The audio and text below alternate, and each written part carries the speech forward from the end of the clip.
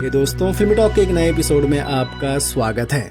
सबसे बड़ी खबर यह है कि रामायण का फर्स्ट लुक 26 मार्च को गेट ऑफ इंडिया पर रिवील होगा, जहां इसके पहले ऑफिशियल लुक को दिखाया जाएगा। 26 मार्च यानी कि रामनवमी के मौके पर रामायण के मेकर्स गेट ऑफ इंडिया पर एक इवेंट रखने वाले हैं, जहां रामायण फिल्म से रणबीर कपूर यानी कि भगवान राम के फर्स्ट लुक को दिखाया जाएगा। कहा जा रहा है कि इस इवेंट में कुछ बड़े नेताओं को भी इनवाइट किया गया है, जिसमें एक बड़ा नाम होम मिनिस्टर अमित शाह का भी आ रहा है कि अमित शाह भी इस इवेंट में शामिल होंगे। अमित शाह के अलावा कुछ बड़े सेलिब्रिटीज भी इस इवेंट में शामिल होंगे, जिन्हें रणबीर कपूर ने स्पेशली इनवाइट किया है। रामायण 2 पार्ट में बन रही है, जिसके दोनों पार्ट का बजट $500 मिलियन यानी कि करीब 4,500 करोड़ है। एक पार्ट का बजट करीब 22.5 करोड़ होगा, तो ये इंडियन सिनेमा के इतिहास की सबसे महंगी फिल्म होगी। ये इतनी महंगी फिल्म होगी कि आने वाले 10 से 15 सालों तक इंडियन बॉक्स ऑफिस पर इतनी महंगी फिल्म नहीं बन पाएगी। हाँ, 1,000-1,200 करोड़ की फिल्म बन सकती है, लेकिन 2,000 करोड़ के ऊपर जाने में भी काफी टाइम लगेगा। डायरेक्टर नितेश तिवारी इस फिल्म को नेक्स्ट लेवल पर शूट कर रहे हैं, तो देखना होगा कि हॉलीवुड के बजट में बनी ये इंडियन फिल्म कैसी होती है। रामायण के फर्स्ट लुक का लोग काफी टाइम से इंतजार कर रहे हैं, तो देखते हैं कि रामायण फिल्म से रणबीर कपूर का फर्स्ट लुक कैसा होता है। दूसरी बड़ी खबर यह है कि लाहौर 1947 का टाइटल चेंज होने वाला है, क्योंकि फिल्म के मेकर्स को लगता है कि नाम की वजह से इस फिल्म को लेकर कुछ कंट्रोवर्सी हो सकती है। लाहौर 1947 की कहानी पार्टीशन के टाइम पर बेस्ड होगी, जो असगर वजाहत के इस प्ले पर बेस्ड होगी। एक इंडियन फिल्म का नाम पाकिस्तान के शहर के ऊपर हो, ये बात कुछ लोगों को अच्छी नहीं लगेगी। इसी वजह से अब लाहौर 1947 के मेकर्स कुछ नए टाइटल पर विचार कर रहे हैं। नया टाइटल अभी कंफर्म नहीं है, लेकिन कहा जा रहा है कि आने वाले कुछ दिनों में फर्स्ट लुक पोस्टर के साथ इसके नए टाइटल को भी अनाउंस किया जाएगा। रिलीज डेट कंफर्म हो गई है, तो ये फिल्म 13 अगस्त को सिनेमाघरों में रिलीज होगी। बड़ी फिल्म है, तो क्या 13 और 14 अगस्त को कोई और फिल्म भी आएगी? जी हाँ, अभी कुछ दिनों पहले खबर आई थी कि सलमान खान की बैटल ऑफ गालवान अब 14 अगस्त को आएगी। अगर ऐसा है तो इस इंडिपेंडेंस डे को सनी देओल की फिल्म सलमान खान की फिल्म से क्लैश होगी। तो आप इन दोनों फिल्मों में से किस फिल्म का सबसे ज्यादा इंतजार कर रहे हैं, हमें कमेंट में जरूर बताएं। रणवीर सिंह एक पैन इंडिया फिल्म के लिए तेलुगु डायरेक्टर बोयापति श्रीनु से बात कर रहे हैं। बोयापति श्रीनु को तो आप सब जानते ही होंगे, जिन्होंने सरायनुडु और अखंडा जैसी नामी फिल्मों को डायरेक्ट किया है। बोयापति की पिछली फिल्म अखंडा 2 दिसंबर 2025 में रिलीज हुई थी, जो बॉक्स ऑफिस पर बुरी तरह से फ्लॉप हो गई थी। अखंडा 2 के अलावा बोयापति ने जया जान की नायिका विनय विद्यारामा और सकंदा जैसी वाहियात फिल्मों को भी डायरेक्ट किया है। तो अब वो अपनी अगली फिल्म के लिए रणवीर सिंह से बात कर रहे हैं। वैसे मुझे जहां तक लगता है कि एक रूमर है, क्योंकि अभी रणवीर सिंह अपनी अगली फिल्म परले की तैयारी कर रहे हैं। परले फिल्म की शूटिंग आने वाले कुछ दिनों में स्टार्ट होगी और ये फिल्म मिड 2027 तक देखने को मिलेगी। ऋतिक रोशन डॉन 3 के बारे में कहते हैं कि उन्हें कभी भी डॉन 3 के लिए अप्रोच नहीं किया गया है। डॉन 3 से रणवीर सिंह के हटने के बाद खबर आ रही थी कि डॉन 3 में शाहरुख खान वापस आ रहे हैं, लेकिन उसके बाद खबर आई कि अब डॉन 3 में ऋतिक रोशन लीड रोल में होंगे। ऋतिक रोशन ने डॉन 2 में कैमियो किया था, इसी वजह से पिछले कुछ दिनों से उनके नाम की काफी चर्चा हो रही थी, लेकिन ऋतिक रोशन ने साफ साफ कह दिया है कि ये एक फेक न्यूज है। ऋतिक रोशन कहते हैं कि मैं मीडिया से रिक्वेस्ट करता हूं कि ऐसी बिना वेरीफाई की गई खबरों से दूर रहें। तो अब डॉन 3 को ना ही रणवीर सिंह कर रहे हैं, ना ही शाहरुख खान कर रहे हैं और ना ही ऋतिक रोशन कर रहे हैं। कौन करेगा, तो अभी इस बारे में कोई खबर नहीं आई है, तो देखते हैं आगे क्या होता है। वैसे आप डॉन 3 में किस एक्टर को देखना चाहते हैं, हमें कमेंट में जरूर बताएं। कौन हो तुम?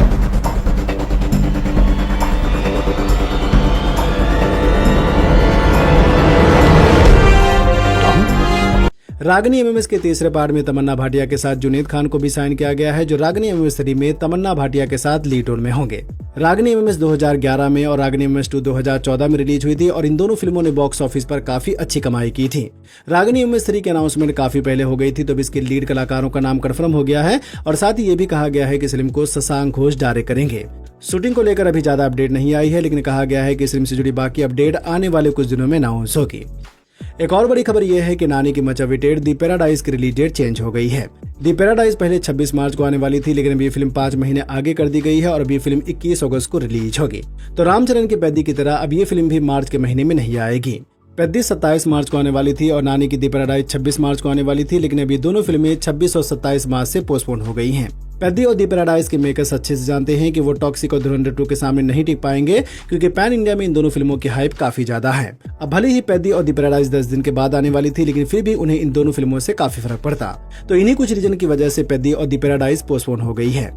महान फिल्म के डायरेक्टर कार्तिक सुब्बाराज ने कहा है कि महान 2 पर काम स्टार्ट हो गया है और इस फिल्म की शूटिंग 2027 या फिर 2028 में स्टार्ट होगी। महान 2022 में डायरेक्ट प्राइम वीडियो पर रिलीज हुई थी, जिससे काफी अच्छा रिस्पॉन्स मिला था और अभी फिल्म को IMDb पर 7.7 की रेटिंग मिली है।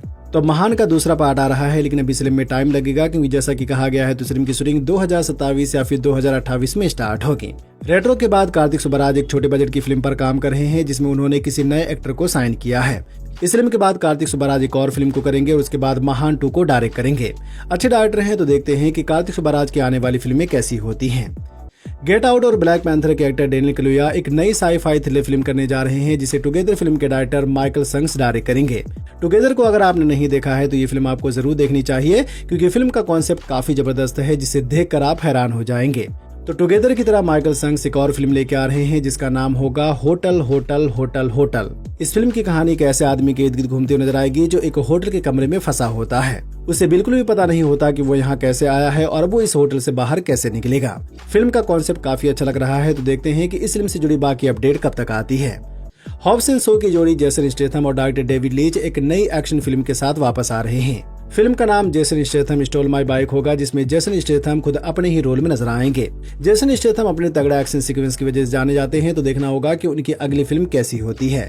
जेसन स्टेथम की अगली फिल्म म्यूटिनी है जो 21 अगस्त को रिलीज होगी। उसके बाद द बी कीपर 2 और एक और एक्शन फिल्म आएगी जिसे गाय रिची ने डायरेक्ट किया है। जेसन स्टेथम की फैन फॉलोइंग इंडिया में भी काफी ज्यादा है, तो आपको जेसन स्टेथम की कौन सी फिल्म सबसे ज्यादा अच्छी लगी है हमें कमेंट में जरूर बताएं। द व्हाइट लोटस के सीजन 4 में दीपिका पादुकोण को भी साइन किया गया है जो सीजन 4 में एक बहुत ही खास रोल में नजर आएंगी। द व्हाइट लोटस HBO की एक पॉपुलर डार्क कॉमेडी सीरीज है जिसके पिछले तीनों सीजन को काफी पसंद किया गया है। तो इसका चौथा सीजन आने वाला है जिसमें जेनिफर कॉलेज और नताशा रुथवेल के साथ दीपिका पादुकोण भी लीड रोल में होंगी। द व्हाइट लोटस सीजन 4 की शूटिंग साल के अंत तक स्टार्ट होगी, तो ये सीरीज मिड 2027 तक देखने को मिलेगी। अगर आप भी द व्हाइट लोटस के पिछले सीजन को देखना चाहते हैं तो जियो हॉटस्टार पर देख सकते हैं। बॉक्स ऑफिस कलेक्शन की बात करें तो बॉर्डर 2 ने इंडियन बॉक्स ऑफिस पर 350 करोड़ का नेट कलेक्शन कर लिया है। बॉर्डर 2 ने इंडियन बॉक्स ऑफिस पर 350 करोड़ का नेट कलेक्शन किया है और वर्ल्ड बॉक्स ऑफिस पर 475 करोड़ का कलेक्शन कर लिया है। जैसा कि आप सब जानते हैं कि बॉर्डर 2 से इंडियन बॉक्स ऑफिस पर 500 करोड़ की उम्मीद थी, लेकिन ये फिल्म 500 करोड़ नहीं पहुंच पाएगी। बॉर्डर 2 का बजट 275 करोड़ है, तो ये फिल्म बॉक्स ऑफिस पर सुपरहिट हो गई है। मर्दानी 3 ने फर्स्ट वीक में 26.5 करोड़ कलेक्शन किया था और सेकंड वीक में 15.5 करोड़ कलेक्शन किया था और कल फ्राइडे के कलेक्शन को मिला के पिछले 15 दिनों में इस फिल्म ने इंडियन बॉक्स ऑफिस पर 43.5 करोड़ का नेट कलेक्शन किया है और वर्ल्ड बॉक्स ऑफिस पर 60 करोड़ का कलेक्शन कर लिया है। बजट भी 60 करोड़ है, तो इस फिल्म ने बॉक्स ऑफिस पर ठीक ठाक कमाई की है। अम्मा गिनती भूल गई कितने बच्चों को उठवाया आज तक। हजारों में तो होंगे। शाहिद कपूर की फिल्म ओ रोमियो की बात करें तो कल 13 फरवरी को रिलीज हुई इस फिल्म ने इंडियन बॉक्स ऑफिस पर 9 करोड़ की ओपनिंग की है। ओपनिंग काफी कम हुई है, तो देखना होगा कि ओ रोमियो का फर्स्ट वीकेंड कलेक्शन कितना होता है। मेरे हिसाब से 35 से 40 करोड़ तक जा सकती है, लेकिन आपको क्या लगता है तो मैं आप सबसे जरूर जानना चाहूंगा। मैं तुझे अपनी हर सांस से नोच नोच के निकालूंगा ताकि मेरे अंदर तेरे लिए सिर्फ नफरत रह जाए। क्या आपने ओ रोमियो फिल्म को देखा है? अगर देखा है तो आपको ये फिल्म कैसी लगी हमें कमेंट में जरूर बताएं। वीडियो को लाइक करें, अपने दोस्तों के साथ भी फेसबुक, व्हाट्सएप, ट्विटर पर जरूर शेयर करें और चैनल को सब्सक्राइब करना तो बिल्कुल ना भूलें। धन्यवाद।